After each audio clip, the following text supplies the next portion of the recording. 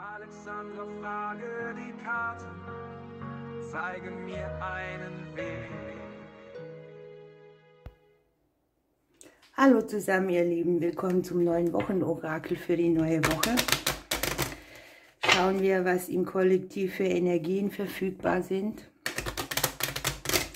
was ich für uns sehen kann. Und am Ende könnt ihr wie immer noch auswählen für einen persönlichen Wochenimpuls. Ja, bei mir gibt es nichts Neues, alles gleich geblieben.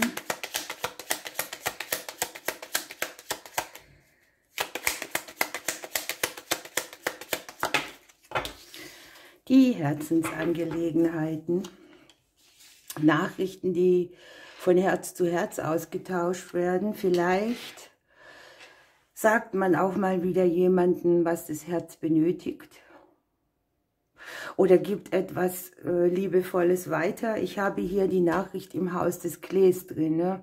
Das können auch so Zusagen sein oder kleinere Nachrichten, die eben Glück bringen.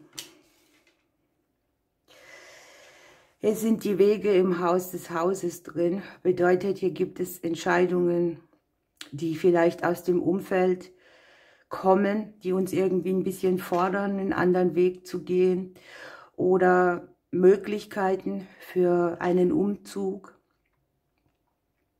Ich habe es ein bisschen mit Stress verbunden. Vielleicht tut man sich an sich auch schwer, eine Entscheidung an sich zu treffen. 2, 4, 6, 7, 8. Ja, hier liegt nochmal der Klee und dann noch im Haus der Blumen drin. Das kann jetzt hier ein überraschend schnelles Angebot sein für einen neuen Vertrag, einen Vertragswechsel. Man sieht das Neuverliebtsein, man sieht irgendetwas, was ein bisschen Glück und Aufblühen bringt im Beziehungsleben, wo vorher Unruhe war. Das Beenden einer stressigen Situation oder eines Konfliktes. Für viele ist es so, dass sie vielleicht auch abschließen mit der Vergangenheit, ne? Dass sie nichts mehr mitschleppen, was tatsächlich nicht nach vorne bringt, sondern eher runterdrückt. Hier kann das auch sein, dass man gerade, wenn man so, ich sag mal, in Scheidungen, mit Scheidungsthemen zu tun hat, dass man da jetzt einen Cut macht und dass die Dinge geregelt werden oder geregelt sind.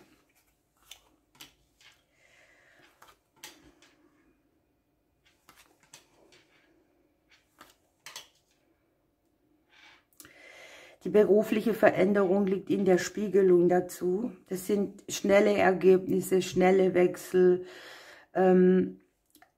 Veränderungen, die auch wieder in die eigene Kraft führen. Für alle, die nicht arbeiten, sind es die Themen, an denen ihr arbeitet. Es scheint hier irgendetwas auf einem schnellen Weg ganz gut über die Bühne zu gehen. Manche haben hier vielleicht auch einen Konflikt mit dem Vorgesetzten, das sieht man in der Mitte so drin, und können diesen jetzt beenden und für sich einen Neuanfang starten. Und die Berufskarte an sich liegt hier noch im Haus der Sterne drin, in der Spiegelung mit dem Klee, also bestens. Finanzielle Veränderungen, wir schauen direkt drauf. Wir selber liegen im Haus des Hundes, das heißt, wir dürfen hier unsere Dinge selbst loyal durchführen und selber treu sein. Wie gehen wir mit uns um? Wie ist die Beziehung zu uns selber? Nichtsdestotrotz habe ich hier die finanziellen Veränderungen. Es kann jetzt hier durch eine gute Nachricht kommen, durch eine Zusage oder möglicherweise durch einen kleineren Vertrag, dass man irgendwo etwas kriegt, wo man im kleineren Bereich etwas dazu verdienen kann, denn die Berufskarte spielt hier eine Rolle mit.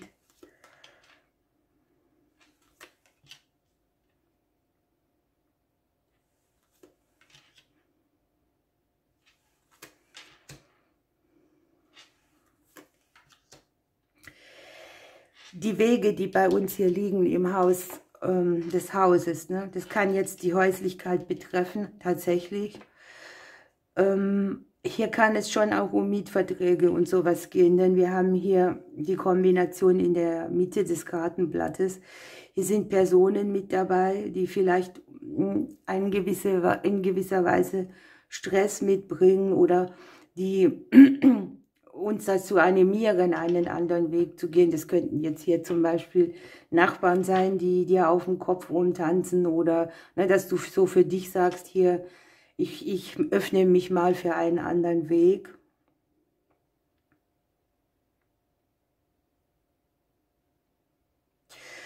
An sich ist es so, man denkt ja eine Entscheidung an und ich habe aber das Blockiertsein. Ne? Also man denkt vielleicht drüber nach, man öffnet sich, aber man kann es noch nicht auf den Weg bringen, sozusagen.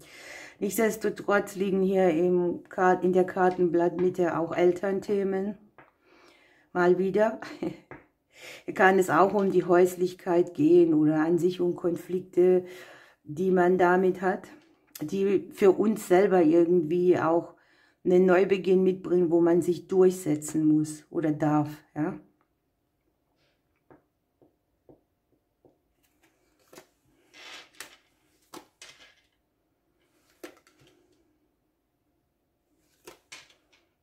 Ja, Familienthemen können hier eine große Rolle spielen. Es kann hier sein, wenn ihr Eltern habt oder so irgendwie Personen, um die ihr euch kümmern müsst, dass ihr hier Belastungen habt, dass ihr viel unterwegs seid, dass man sich so anguckt, ne?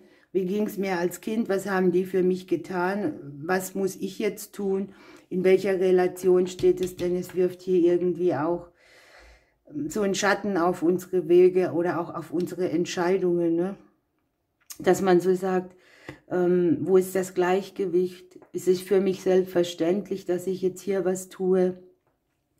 Kann ja auch eine Konfrontation sein, die aus dem Beziehungsleben mit der Vergangenheit kommt. Aber wie gesagt, man kann diese Thematik hier beenden und schön in die Veränderung bringen. Hier liegt im Haus der Ringe das Kreuz drin. Es geht tatsächlich um Beziehungsstrukturen, um Partnerschaften, um Verträge, Verbindungen, die hier auch sehr viel mit dem Thema Selbstliebe zu tun haben.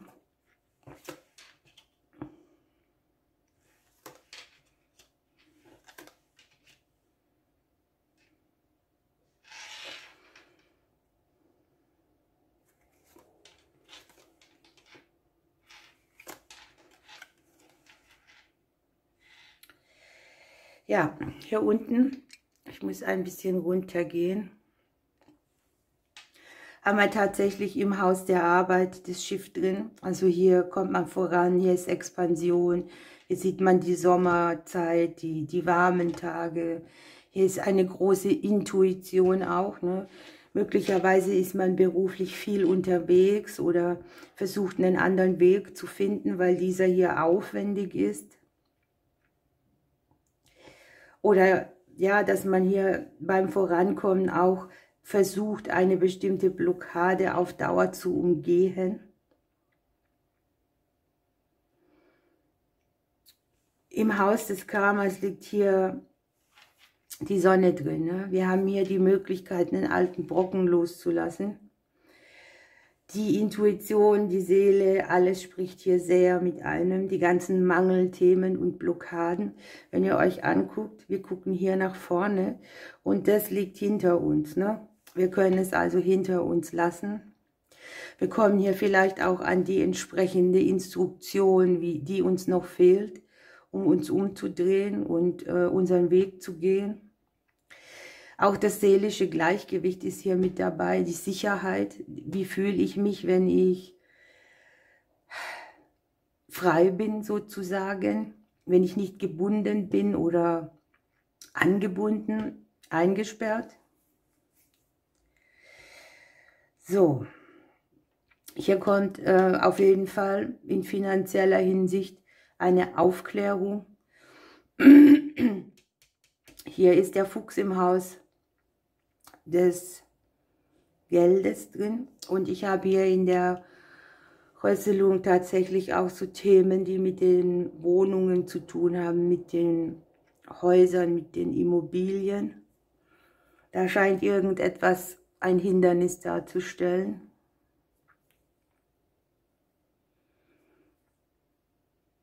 auch die Aufforderung, ne? Trau, schau, wem, guck genau hin. Wir haben die Bücher, die Papiere, die Dokumente auch.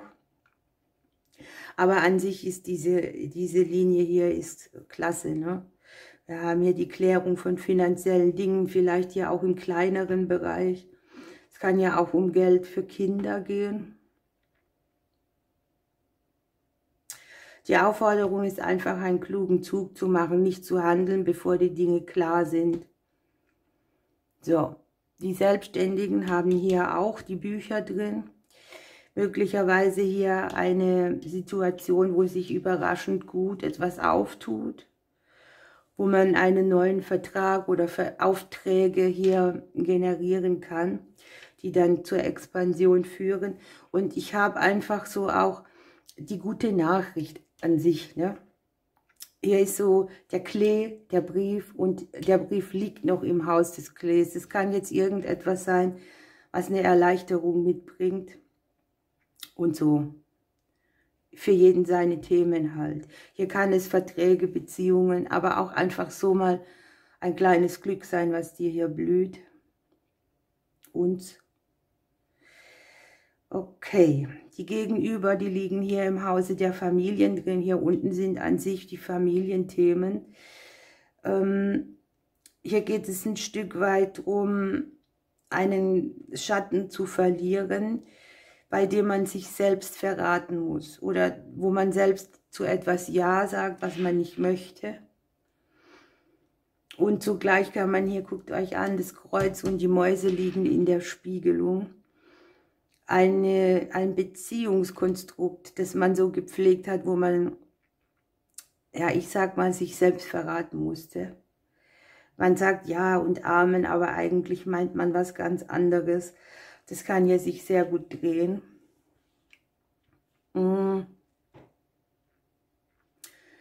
Es kann ja auch sein, dass zum Beispiel ein Freund, ein Arbeitskollege, ein erwachsenes Kind eine gute Nachricht mitbringt. Wir haben das nämlich in der Spiegelung. Und was ich auch sehen kann, dass viele im Bereich der Vitalität so ein bisschen ausgebremst sind. Also die Energie einfach fehlt, um so richtig durchzustarten. Ne? Aber das ist ja so Zufallsding. Ne?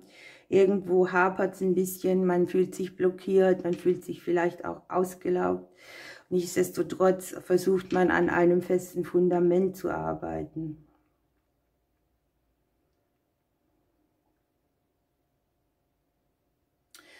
Die Paare, die gucken hier ein bisschen weg voneinander. Wenn du Single bist, hast du hier eine gute Möglichkeit. Ne? Und vor allem verbunden damit, dass man gerade so, wenn du zum Beispiel getrennt bist und da sind die Dinge noch nicht ganz geklärt, da habe ich hier eine gute Energie für das Beenden, die Vergangenheit beenden.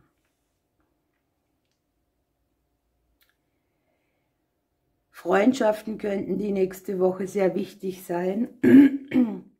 Verbindungen zu Freunden pflegen.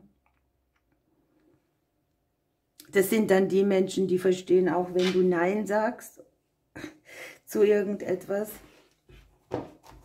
Und natürlich habe ich hier auch, dass das Reisen interessant werden könnte. Ne? Dass man hier Pläne macht, dass man verreist, dass man Auszeit aus der Arbeit nimmt.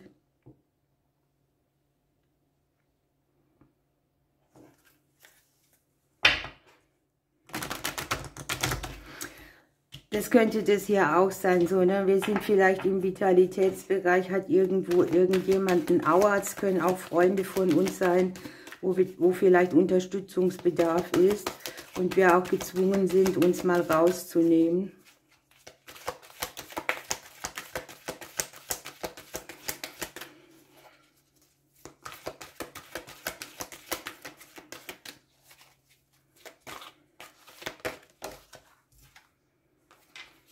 Das Wissen ist hier angezeigt. Wir haben den Luftgeist. Schauen wir mal, was der so sagt. Das ist das, was ich gerade vorher meinte. Man ist hier vielleicht auf dem Weg, Entscheidungen zu treffen, aber die Karten sagen, denke erst mal darüber nach, mache erst den ersten Schritt, wenn die Sachen klarer sind, denn man endet hier dann mit den vielen Hindernissen, die man neu betritt, anstatt einen langfristigen Weg zu kriegen.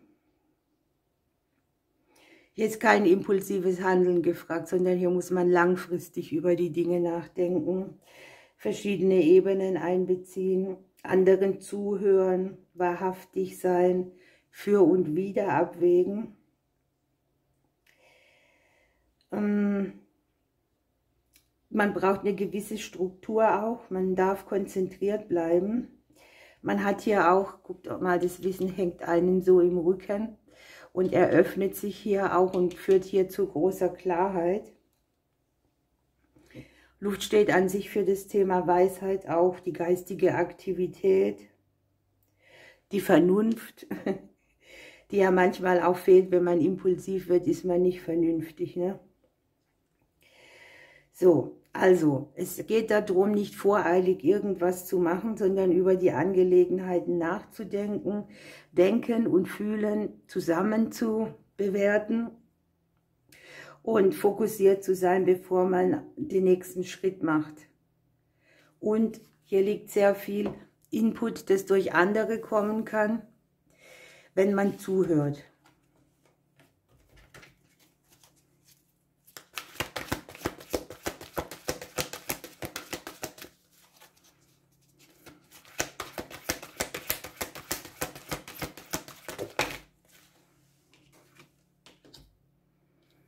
Hier haben wir sie wieder, die Gemeinschaft mit der Seeanemone. Hier sagte ich ja, Freunde werden wichtig. Und hier geht es darum, wie ist das Bedürfnis nach Gemeinschaft? Ne? Oder wo möchtest du für dich selbst sein? Wo ist der Ausgleich dafür? Wie siehst du die Dinge?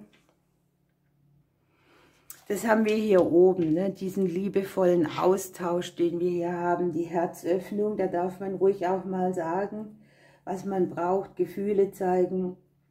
Das gilt auch für Bündnisse oder Partnerschaften. Jeder hat von jedem einen Nutzen, ne? Und hier darf man schauen, was notwendig ist. Wo können Energien zusammenfließen, die tragfähig sind? Und es geht ja auch nicht darum, Kraft aus einer Gemeinschaft zu ziehen, sondern in irgendetwas Kraft reinzugeben und dann auch was davon zu haben.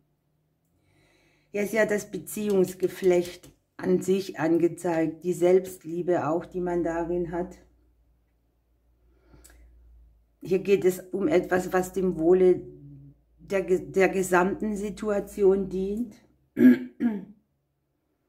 Und es geht auch darum, ein Stück weiter Ausgleich zu finden und Einklang. Im Einklang zu sein, das sieht man hier oben sehr schön.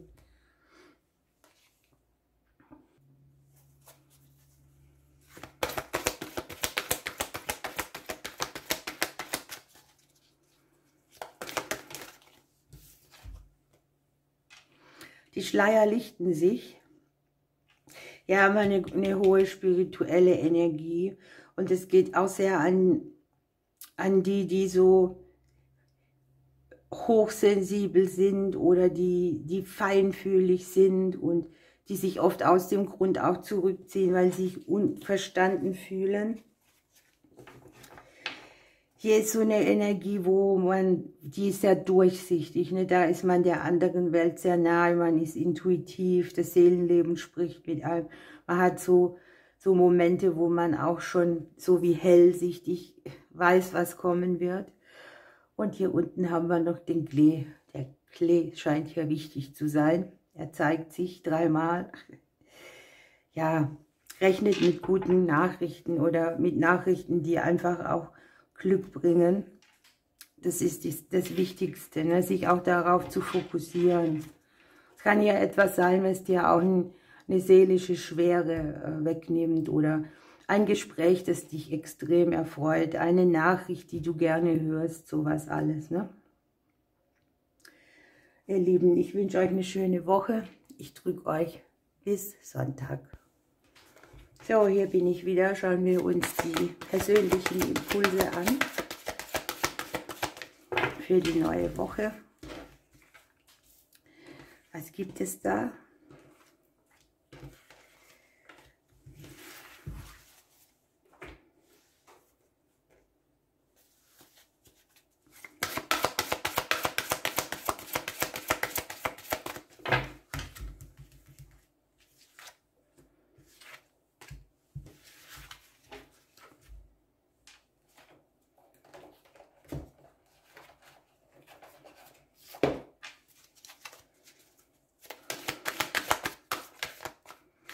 Ich stapel heute in Blau.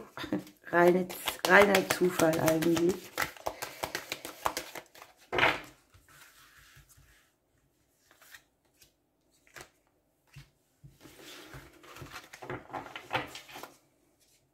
Wir lassen es mal dabei.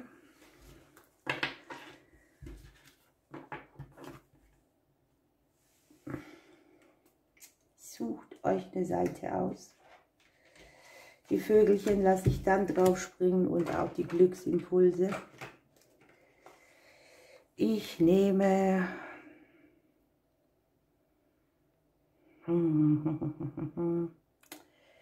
diese Seite.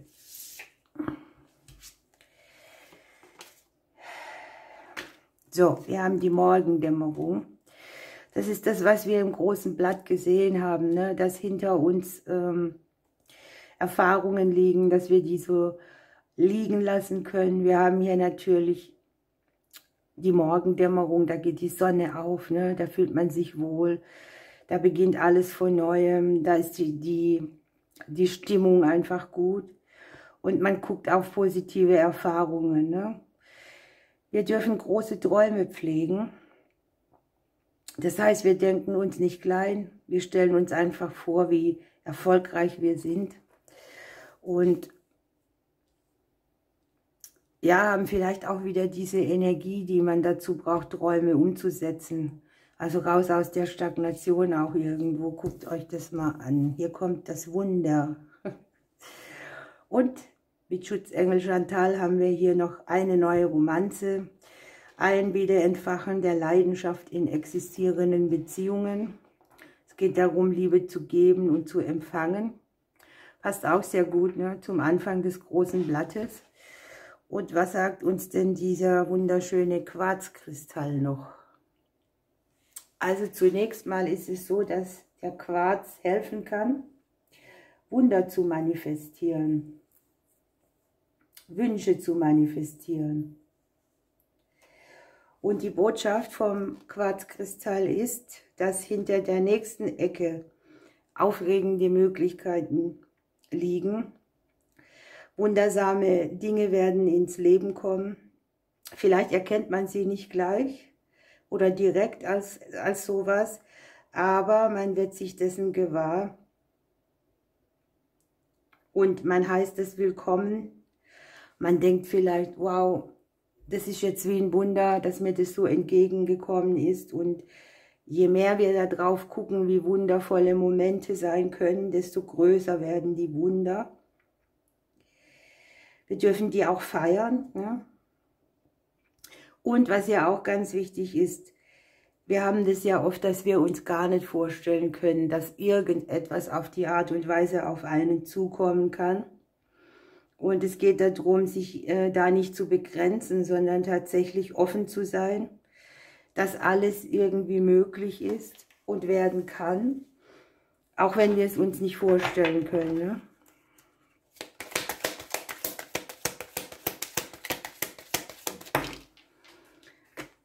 Der Zaunkönig.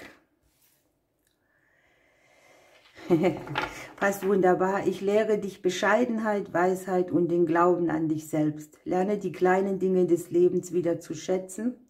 Besinne dich auf deine Klugheit und deine Talente. Ne? Wenn man hier verstärkt guckt, wo man auch schon mal Glück gehabt hat, wo man dachte, oh, das geht alles nicht gut aus, dann kann man diese Energie oder die Frequenz ein bisschen besser halten. und ein Traum verwirklicht sich. Also es ist mit den Träumen zweimal so. Vielleicht auch eine Zeit, wo man verstärkt auf die Träume achten darf. Was zeigt sich da? Super. Gucken wir uns die andere Seite an.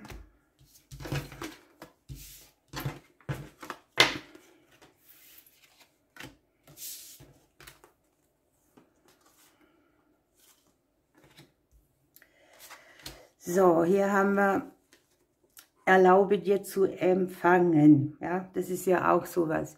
Wir sind alle Geber und Macher und wir kriegen das schon selber hin und so weiter. Ne? Und hier geht es darum, dass man auch annehmen darf, dass man ohne Schuldgefühle oder Entschuldigungen Dinge empfangen darf, die einem gut tun, wo andere etwas dafür tun, wo du nicht selbst involviert bist. Und ihr dürft im Vertrauen bleiben, hier ist die innere Führung so aufgerichtet, dass Gebete sich verwirklichen. Das passt wunderbar hier auch zum Schutzengel, denn der sagt, was wünschst du dir eigentlich? Visualisiere das, bleibe im Vertrauen und sei nicht negativ. Negativität behindert deinen Fortschritt sozusagen, hindert dich am Fortschritt. Hier kommt ein Sturm, heraufziehende Sturmwolken für das Thema Tatkraft. Ja, da geht es so ein bisschen drum, dass der Wind der Veränderung euch um die Ohren bläst und dass es sehr energetisierend sein kann. Und dass man einfach in Aktion tritt, ne? Dass man die Dinge nicht vor sich herschiebt, sondern dass man mit klarem, festem Blick nach vorne sieht. Und der Geist ist belebt. Und es geht einfach darum, etwas umzusetzen. Also von diesem, ich würde gern dies und ich würde gern das. Das kann ja auch so eine Verwirrung sein, die keinen klaren Fokus mitbringt. Und aus diesem Ding heraus kommt nicht nur das Denken mit, sondern auch dieses, ich mache jetzt einfach mal. Ne? Ich denke es nicht nur an, sondern ich mache es auch. Ich schreite zur Tat.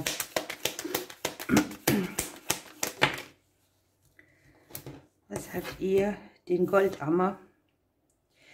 Ich fliege zu dir und bringe dir Würde, Reichtum und Feinfühligkeit. Komme ganz bei dir in deinem Herzen an und entdecke den Schatz in deinem Inneren.